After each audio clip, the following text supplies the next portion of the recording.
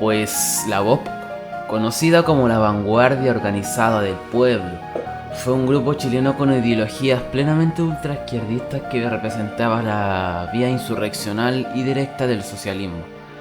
Formado en 1968 durante el gobierno de Salvador Allende, tal guerrilla fue conformada por más bien tres personajes caracterizados por sus ideales. Por un lado tenemos a Ronald Rivera Calderón y Arturo Rivera Calderón, que si muy bien eran hermanos, y por otro lado teníamos a Heriberto Salazar Bello, muy amigos de ellos. Estas figuras tenían afinidades ideológicas plenamente ligadas al marxismo-leninismo, al anarquismo y con algunas ramas derivadas también del guevarismo. Cabe agregar que Ronald Rivera Calderón había sido expulsado de las Juventudes Comunistas de Chile, la JJCC, y del MIR, por sus críticas a estos partidos a los que consideraba aburguesados, y junto a su hermano Arturo Calderón y a otros antiguos miembros de las Juventudes Comunistas fundó la BOP. Esta organización a grupos de trabajadores y delincuentes comunes que no estaban comprometidos con el sistema actual. Esta más bien, guerrilla, tenían a disposición una destacable proporción armamentista de peso calibre. Esto les ayudó a jugar un rol importante al lograr efectuar diferentes hechos que si muy bien ellos consideraban como parte de la insurgente insurrección. Esto se evidenció en diferentes situaciones en donde se llevó a cabo la violencia a través del uso de este armamento. Por ejemplo, el asalto de la sucursal del Banco del Trabajo de la Avenida Santa Rosa, en octubre de 1969, logrando después el asalto de las sucursales del Banco Osorno y La Unión, y poco después de unos años, en mayo de 1971, asaltaron el supermercado Montemar y asesinaron al cabo de carabineros Tomás Arnaldo Gutiérrez. Luego de estos diferentes hechos, habían logrado destacarse como un grupo plenamente ilegalista por acudir a un medio violento, directo e insurrecto como respuestas ante las diferentes consecuencias inestables que mantuvo el gobierno socialista de Allende. El hecho que más sobresalió ante sus ideales fue y ocurrió el 8 de junio de 1971, en donde un comando de la BOP asesinó a balazos al exministro del Interior del expresidente Eduardo Frei Montalva, Edmundo Pérez Sukovich, como ajusticiamiento por la masacre de Puerto Montt en 1969. Allende, como respuesta ante los agravios de esta guerrilla, dio órdenes a la policía de atrapar a los integrantes de la BOP. La investigación concluyó con la localización del grupo en el sector de Vivaceta, el 13 de junio de 1971, en donde algunos integrantes fueron acercados por la policía. Finalmente, Ronald Rivera murió acribillado el mismo 13 de junio de 1971 y su hermano Arturo se suicidó. Y como último contexto, Heriberto Salazar, integrante de la BOP, intentó un ataque suicida contra el cuartel de la Policía de Investigaciones, haciendo explotar un cartucho de dinamita, matando a 3 policías. Bueno, la peculiaridad de la BOP, primero lo que tenemos que entender es que en este contexto había diferentes organizaciones en el país que elegían, que habían dos caminos. Primero tenía un camino que era la vía electoral y la vía armada, todas estas en pos del socialismo, teniendo en cuenta los partidos de izquierda, todas en pos del socialismo. Ahora, por la parte electoral tenía una coalición que se había formado, que era la UP. La UP, que era una coalición entre los partidos de izquierda, entre el Partido Socialista y el Partido Comunista. Ahora, dentro de la otra opción, entre la vía armada, podía encontrar organizaciones como el MIR, pero a pesar de esto, en el caso del MIR tenía la situación de que ellos aparte tenían participaciones políticas, tenían participación política más participación, la preparación de guerrilla o de la vía armada.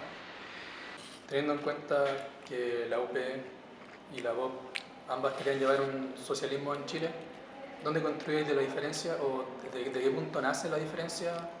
entre estas ambas partes y a llegar al conflicto?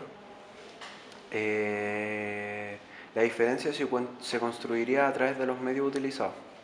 Por una parte tenemos una coalición política entre partidos institucionalizados como son el PC y el PS, en que utilizaban las armas institucionales para llegar al socialismo a través de las urnas. Por eso muchas veces se habla de socialismo a la chilena, en cuanto a la particularidad que que respecto a los casos internacionales como lo fue la Revolución Socialista en Rusia o la Revolución Socialista en Cuba, teniendo en cuenta que habían sido revoluciones socialistas a través de la vía armada, en Chile se dio con esta característica de que se estaba dando por la vía electoral.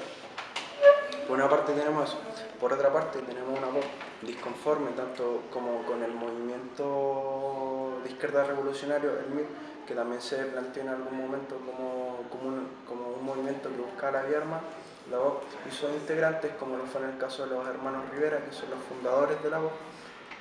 se encontraron disconformes con este movimiento, que no alcanzaba las metas ni las ambiciones que estos personajes tenían. La voz buscando las maneras alternativas, manteniéndose sin querer incluirse en el sistema a través de expropiaciones, a través de asesinatos, demostrando y teniendo una protesta mucho más directa que cualquier otra. Respecto a los movimientos que estaban naciendo a fines de los 60. Hablando de las acciones de la BOP, ¿cómo verías tú representadas las acciones del hoy en día con el de la BOP a finales del año 60? Bueno, la relación yo creo que estaría ligada a todas las acciones que hoy en día se dan por el ente popular,